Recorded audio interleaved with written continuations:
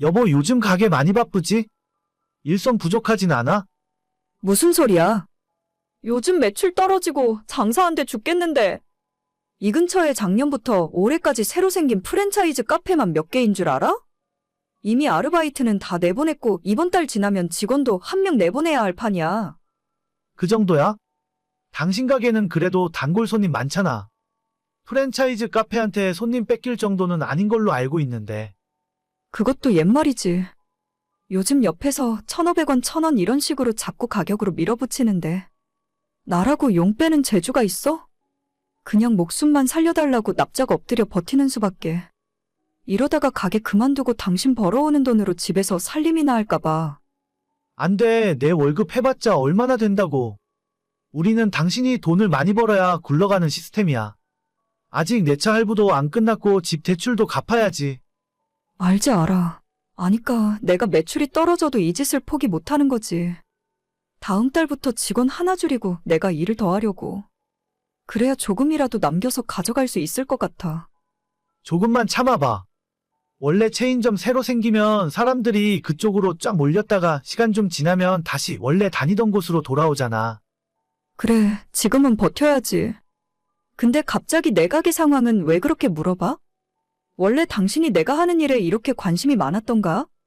나야 원래 당신 하는 일에 관심이 많았지. 근데 내가 카페 운영에 대해 아는 게 없으니까 조용히 있는 거잖아.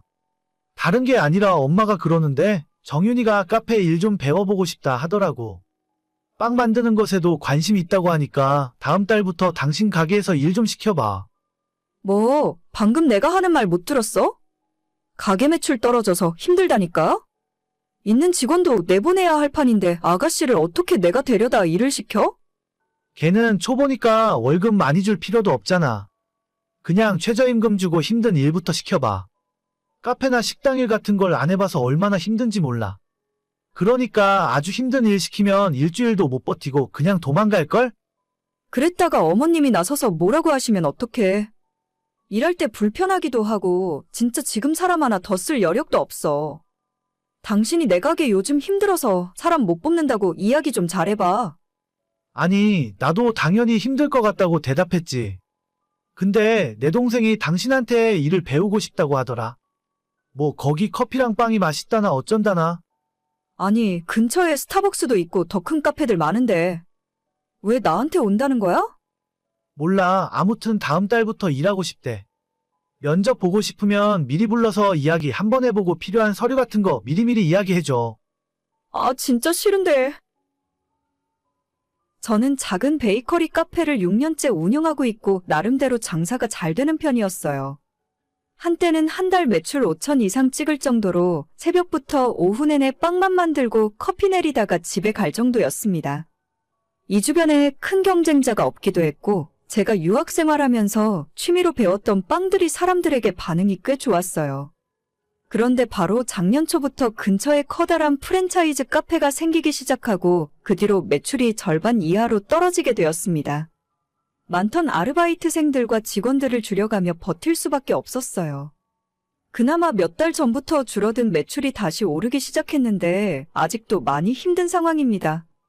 이 와중에 신우까지 우리 가게에서 일을 하고 싶다 하는 바람에 스트레스가 이만저만이 아니었죠. 정윤이는 일 잘하고 있어? 엄마가 그러는데 요즘 집에 오면 피곤해서 바로 골아떨어진다더라. 그래? 그럴 리가 없는데 이상하네. 엄마가 당신이 정윤이한테 일을 너무 많이 시키는 거 아니냐 걱정하더라고. 좀 쉬엄쉬엄해. 뭐? 내가 이러니까 아가씨 일 시키기 싫은 거야. 힘든 거 하나도 시킨 적 없고 직원들이 다들 뒤에서 뭐라고 해도 차라리 내가 더 하고 말지. 아가씨한테 시킨 적 없다니까? 그럼 걔가 왜 그렇게 피곤하다고 하는 거지? 나야 모르지. 맨날 집에서 빈둥대고 놀기만 하다가 갑자기 일어나서 움직이니까 힘든 거겠지. 아, 몰라. 힘들면 그냥 그만두라고 해. 어머님도 차라리 할 말 있으면 나한테 직접 하지. 뒤에서 당신한테 이게 뭐 하는 건지 모르겠네. 그럼 그냥 주문받고 계산하는 거라도 시켜. 그건 그렇게 안 힘들잖아. 주문 받는 게 얼마나 스트레스 받고 힘든데. 그리고 빵 만드는 법 배우고 싶다며? 그렇긴 한데 막상 해보니까 힘든가 봐. 그냥 편한 거 시켜, 계산하는 거. 계산하는 거 힘들다니까? 아, 몰라. 그럼 당신이 그거 시키라 했다고 내일부터 아가씨 계산대 앞에 박아 놓을 거야. 그래, 무거운 거 들고 걸어 다니니까 힘든가 봐. 당분간 적응할 때까지는 그런 일이나 시켜. 몰라. 나도 슬슬 참는데 한계가 있어. 여기서 더 건드리면 가만히 안 있을 거니까 알아서 해. 당신이 조금만 참아봐. 뭘 시켜도 힘들다고 징징대기 때문에 신우랑 일한 뒤로 스트레스가 더 커졌어요. 왜 내가 내 돈 주고 사람 쓰면서 2배로 더 힘들어야 하는 건지. 힘들면 그만두라는 식으로 좋게 돌려가며 이야기했지만 눈치 없는 신우는 열심히 한다고 말만 하면서 전혀 달라지는 모습이 없었어요. 원래 일하던 우리 직원들도 신우 때문에 피해보는 것 같고 어떻게 빨리 내쫓아야 된다고 생각했었는데 며칠 전에 진짜 사고가 터지고 말았습니다. 이런 일로 무슨 경찰까지 불러? 정신이 있는 거야, 없는 거야? 도둑은 잡아야지. 나 절대 합의 안 해. 진짜 콩밥 먹게 할 거야. 너 미쳤어? 피해 금액이 얼만데? 얼마 갖고 이러는 거야? 계산대 맡긴 지난 일주일 동안 매일 꼬박꼬박 잘도 해드셨더라고. 지금 다 일일이 확인하고 있으니까 조금 기다려봐. 애가 용돈이 필요하니까 몇만 원 정도 가져갔나 봐. 그거 내가 갚아준다니까. 빨리 경찰한테 당신이 뭔가 착각한 것 같다고 신고 취소한다고 해. 지금 계산 끝났네? 하루에 작게는 15만 원, 많게는 30만 원 가져간 날도 있어. 총 180만 원이네. 이거 당신이 갚아줄 거야? 뭐, 180만 원? 뭔가 착각한 거 아니야? 어떻게 며칠 동안 그렇게 큰 돈을 가져가? 그러게나 말이야. 현금 결제 들어오는 거 전부 취소 처리하고 자기 주머니에 넣었더라고. 진짜 생각이 있는 건지 없는 건지 모르겠다. 기계에서 취소 처리하면 내가 모를 줄 알았나? 걔가 그런 일을 한 번도 안 해봐서 그래. 그냥 한 번 봐주고 넘어가. 아니, 나 절대 그럴 생각 없어. 이번 기회에 정신 똑바로 차리게 해줘야지. 야, 너 진짜 이럴 거야? 이러면 앞으로 우리 식구들 얼굴 똑바로 못 봐. 괜찮아. 어차피 앞으로 안 볼 생각이었어. 그게 무슨 소리야? 당신이랑 당신 식구들한테 질렸다고 이제. 그냥 여기서 끝내자. 끝내자니 그게 무슨 소리야? 끝내자고. 결혼하고 지금까지 당신은 내 발목 잡는 일만 하는 것 같아.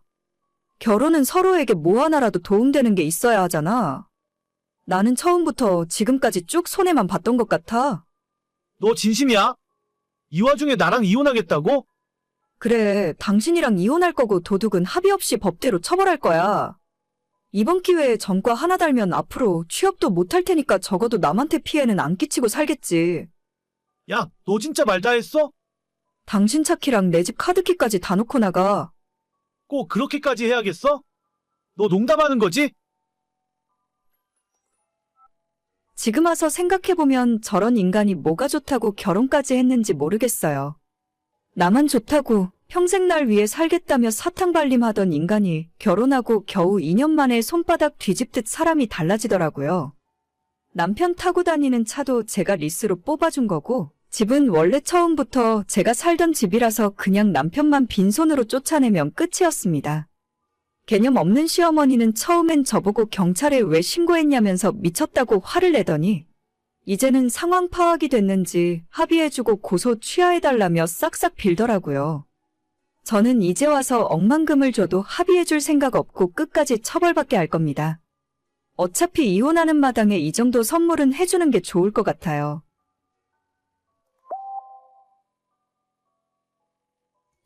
여보, 지금 어디야? 집에 있는 거 맞지? 나 아까 퇴근해서 방금 집에 도착했지. 아까부터 그건 왜 자꾸 물어봐? 아니, 당신이 집에는 잘 들어갔나 걱정되니까 그렇지? 저녁에 뭐 먹고 싶은 거 있어? 야근 끝나고 가면서 사갈게. 아니야. 당신 늦게 오는데 먹긴 뭘 먹어? 당신이나 저녁 잘 챙겨 먹고 야근해. 그래요. 내가 맨날 바빠서 진짜 미안하다. 결혼하면 당신한테 잘해준다고 그랬는데. 그런 소리를 이제 와서 뭐하러 해? 빨리 들어오기나 하세요. 알겠어. 막차 끊기기 전에 집에 들어갈게. 저는 결혼 3년 차 31살의 여자입니다. 남편은 결혼하기 전부터 저를 좋다고 따라다니던 사람이었고 당시에 남편에게 큰 관심이 없었지만 2년 가까이 연애 한번 하자고 따라다니는 당시의 남편에게 마음을 열어주었어요. 사실 남편의 외모가 키도 좀 작은 편에 전체적으로 제가 좋아하는 스타일은 아니었지만 이 남자라면 평생 바람 피울 걱정은 없이 살 것 같더라고요. 남편을 만나기 전에 사귀던 사람이 제 친구와 바람을 피우면서 친구도 잃고 남자도 잃고 당시에 너무 힘들고 슬펐던 기억이 있습니다. 그렇게 저를 좋다고 따라다니던 남편과 연애를 시작했고 정말 처음부터 끝까지 헌신적으로 제게 잘해주었어요. 연애 2년 만에 결혼까지 하게 되었고 지금까지 3년째 별 이상 없이 잘 지내고 있었습니다. 남들보다 키가 좀 작아도 상관없었고 외모가 별로여도 괜찮았어요. 작은 중소기업에서 만년 대리로 일을 하고 있었지만 돈을 많이 벌어다 주지 못해도 어차피 맞벌이를 하니까 먹고 사는 데는 문제 없었습니다. 남편에게 크게 바라는 점도 없고 안정된 생활에 만족하며 지냈어요. 결혼 3년 차에 아이가 없는 것이 좀 아쉬웠지만 조금 천천히 우리가 지금보다 여유가 생겼을 때 아이를 갖기로 하고 둘만의 시간을 즐기면서 살았었죠. 결혼 전에도 대리였고 결혼 후에도 계속 대리해서 진급이 되지 않던 남편은 올해 들어서 갑자기 회사 일로 바빠지기 시작했습니다. 남편 부서에 같이 일하던 과장이 회사를 그만두면서 할 일이 많아졌고 이때 열심히 하면 진급할 수 있겠다면서 일도 열심히 하더라고요. 하지만 그만뒀다는 과장이 유능한 사람이었는지 어쨌는지는 몰라도 하루가 멀다 하고 야근을 하고 매일 늦게 들어오는 날이 반복되었습니다. 여보, 나 오늘도 좀 많이 늦을 것 같은데. 기다리지 말고 일찍 자요. 아니 무슨 회사가 일주일에 3번을 야근을 시키냐? 그 회사는 당신 아니면 일할 사람도 없대? 하필 일이 가장 바쁠 때 과장이 그만둬서 그래. 그래도 요 시기만 좀 지나가면 괜찮아질 거야. 여름 휴가 때는 당신 좋아하는 제주도에 놀러 가자. 제주도고 뭐고 다 필요 없으니까 일찍 좀 집에 들어와. 요즘 우리 서로 얼굴도 제대로 못 보는 거 알아? 그럼 알지. 그래도 이렇게 일을 해놔야 토요일에 출근하는 일이 없어. 맨날 말만 그렇게 해놓고 저번 주에도 토요일에 출근했었잖아. 그래서 이번 주 주말엔 편하게 쉬기 위해서 일하는 거야. 우리 회사가 당신도 알다시피 체계가 좀 없잖아.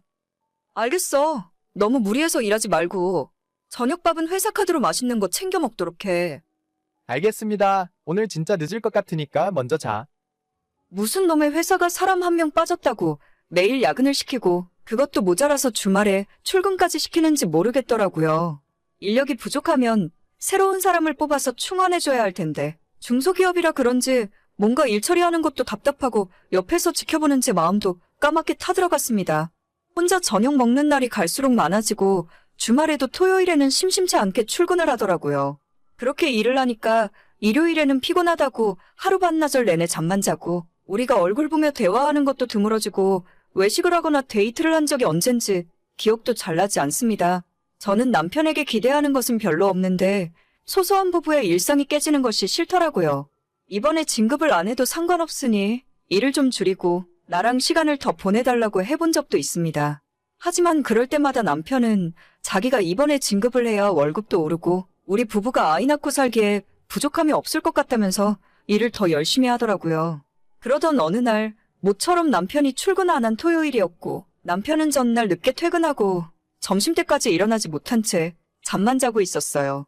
저는 남편이 일어나면 밥을 먹이려고 점심 준비를 하고 있었고 요즘 너무 피곤해하는 것 같아서 보약이라도 한 채 지어서 먹여야 하나 고민이 되더라고요. 그때 자고 있는 남편의 전화기가 울리더니 갑자기 일어나 씻지도 못한 채 옷을 갈아입고 출근 준비를 하는 겁니다. 저는 남편에게 나가지 말라고 했지만 회사에 갑자기 급한 일이 생겨서 어쩔 수 없다며 저녁 먹기 전까지는 들어오겠다 하고 황급히 집을 나가더라고요.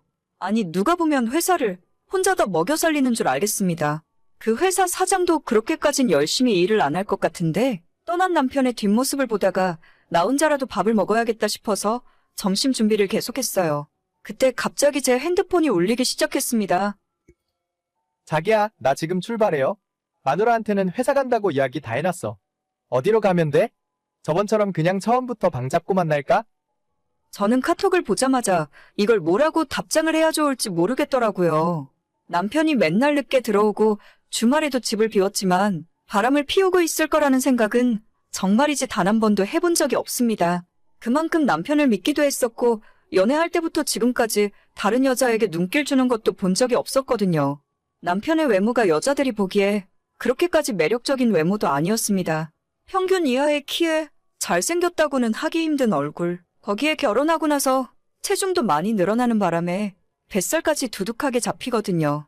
돈도 별로 없는 이런 30대 중반의 유부남을 어떤 여자가 탐내겠나 하고 방심한 것도 사실이에요. 하지만 그렇다고 해서 제가 남편에게 함부로 대하거나 못해준 것은 전혀 없습니다. 이런 식으로 뒤통수 맞을 거라고는 상상조차 해보지 않았어요. 여보. 방금 카톡은 내가 친구한테 보낸다는 걸 잘못 보낸 거야. 친구랑 장난치느라고 그런 거야? 됐고, 너 지금 당장 집으로 들어와. 핸드폰 버리거나 삭제할 생각하지 말고 1분 안에 오지 않으면 후회하게 될 줄 알아? 여보, 일단 화내지 말고 내 이야기 좀 천천히 들어봐. 나랑 게임 같이 하는 동식이 있지? 걔한테 하는 이야기였어. 동식 씨한테 전화해볼까? 당신 친구들한테 다 전화해서 망신 주기 전에 헛소리 말고 들어와. 알겠어, 여보. 남편이 집에 들어오자마자 핸드폰을 뺏어서 확인하기 시작했어요. 바로 집으로 들어오라고 해서 그런지 남편은 바람 피운 흔적을 제대로 지우지 못했더라고요. 바람 피우는 여자와 나눈 카톡 대화방은 이미 지워버렸는지 확인할 수 없었지만 사진도 몇 장 찾을 수 있었고 문자와 카드 사용 내역 등 찾아보니 정말 쉽게 찾을 수 있었어요. 생각해보니 남편을 얼마나 확실하게 믿고 살았던 건지 지금까지 한 번도 남편의 핸드폰을 검사해본 적도 없었습니다. 그러니 굳이 남편도 철저하게 감추려고 하지 않았던 거죠.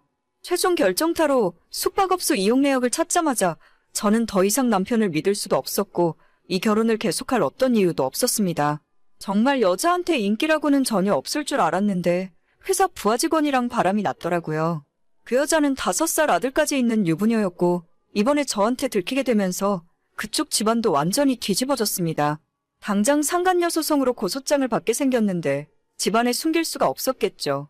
남편은 그저 한순간의 실수였다면서 제 바짓가랑이를 붙들고 울며불며 애원을 하더라고요. 저는 외모가 좀 떨어지더라도 착하고 나만 사랑해주는 남자라면 절대 바람 같은 건 피우지 않을 거라 생각했는데 그건 제 큰 착각이었어요. 연애할 때나 우리 결혼할 때도 남편에게 다른 건 다 용서해 줄 수 있지만 나를 두고 바람 피우는 것만큼은 절대 용서 못한다고 수도 없이 이야기했습니다. 한순간의 실수였건 계획적인 바람이었건 저는 그런 건 중요하지 않다고 생각해요. 부부 사이의 신뢰가 깨진 순간 결혼 생활도 거기서 끝났다고 봐야죠. 남편과는 더 이상 할 이야기가 없고 그 이후로는 변호사가 시키는 대로 절차에 따라 진행했어요. 이혼 서류를 작성하고 남편과 그 상간녀에게 위자료를 청구했습니다. 남편은 모든 걸 인정하고 제가 원하는 방향으로 이혼 서류에 도장을 찍었습니다. 다만 그 상간녀만큼은 자긴 바람 피운 적 없다며 끝까지 우기는 바람에 소송이 진행 중이고요. 그 소송 결과에 따라서 그쪽 가정도 깨지느냐 마느냐가 결정될 것 같네요. 애까지 딸린 이혼녀가 된다면 제 전남편과 합쳐서 가정을 이루면 딱일 것 같습니다. 상간녀와 상간남의 만남이라면 천생연분이 따로 없겠네요. 못생기고 여자에게 인기 없을 것 같은 남자라고 해서 믿고 살았더니 이렇게 뒤로 호박씨를 까고 있을 줄은 몰랐어요. 어차피 이렇게 될 바에는 얼굴이라도 좀 더 잘생긴 남자랑 결혼할 걸 그랬습니다. 그럼 억울하지는 않죠. 오늘의 사연은 여기까지입니다. 구독과 좋아요, 알림 설정은 많은 힘이 됩니다. 다들 행복하시고 좋은 하루 되세요.